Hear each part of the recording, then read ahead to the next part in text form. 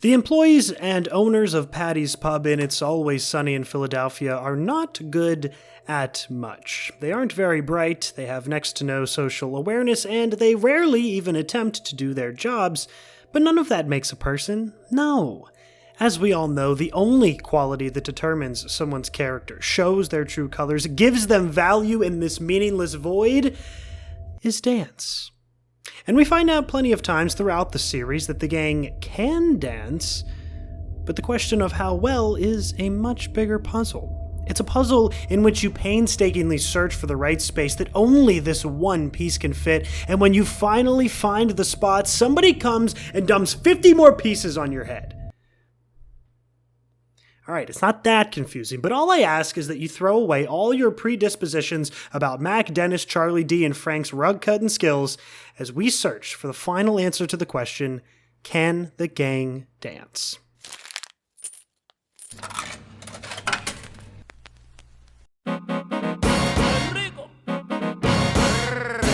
Us audience members are introduced to the gang dancing as early as Season 2, Episode 4, when Frank and Mac are at the club trying to attract women.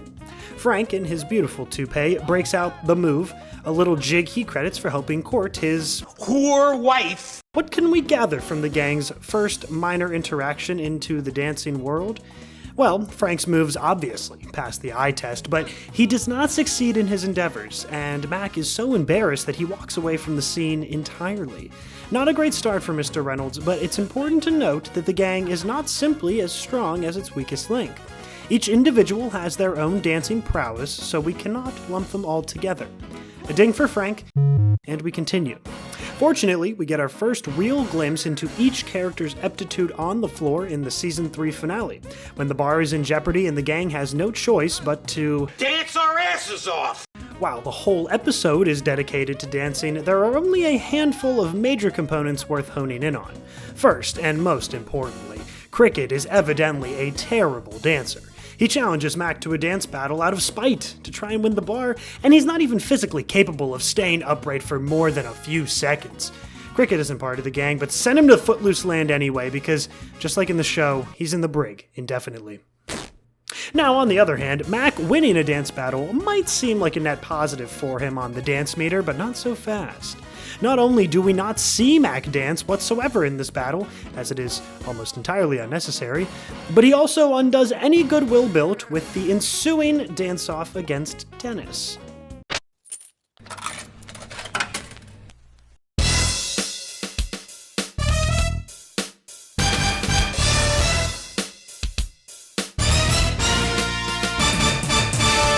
As Belle Biv DeVoe's poison plays behind them, Mac begins to break out moves that can only be described as tangentially aggressive and mildly homoerotic. Of course, those adjectives on their face would imply some incredible skills, but the judges didn't seem to think so, as Mac is burdened with a keg strapped to his back as punishment for losing.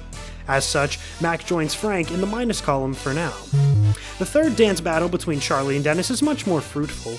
Dennis writes off Charlie big time, but he appropriately prefaces the battle by saying, "I'm about to show you the white hot cream of an 8th grade boy," before dominating and leaving Dennis to take a big load. Clearly, this ups Charlie's stock, and while normally Dennis might be brought down a peg for taking the L, the final key from this episode does just the opposite. Dennis, in one of many sexual escapades throughout the show, pretends to be a dance instructor to get closer with one of the other marathoners trying to win the bar.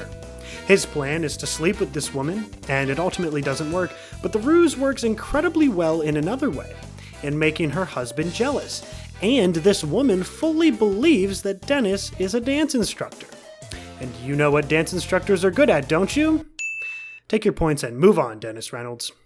Dee does not move in standing from this episode, seeing as her losing the dance competition is no fault of her own, but she does get a push from Season 6, Episode 3, when the gang buys a boat. What the hell is that? This? That's my P. Diddy boat dance.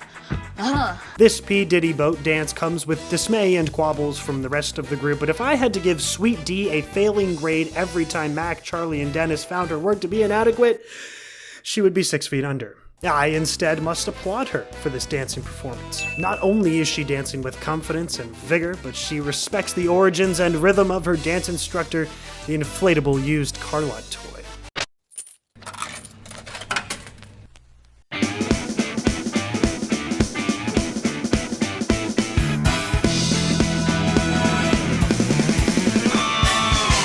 Unfortunately for Charlie, in Season 6, Episode 8, when Schmitty comes back into town, his prowess on the floor is questioned mightily.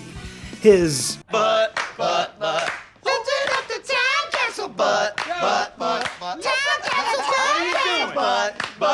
Hey, Charlie, I can watch him do that for hours. is at first quite a charm for the gang, but is soon overshadowed by a new, hipper move. The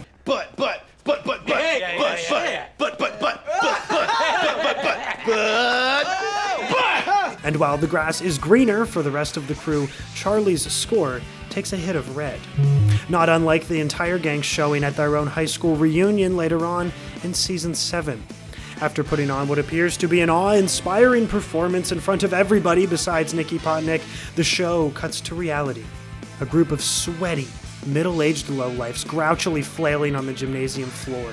I would normally give all members of the crew demerits for this, but Frank, due to his old age, and Mac, due to his incredible influx of mass, should not be expected to physically perform at the same standards as Dennis, Dee, and Charlie, so a trio of subtractions it is. And again I will be kind in Season 8, Episode 8. Dennis pleads with the group to go out to a bar, not theirs mind you, to go dancing.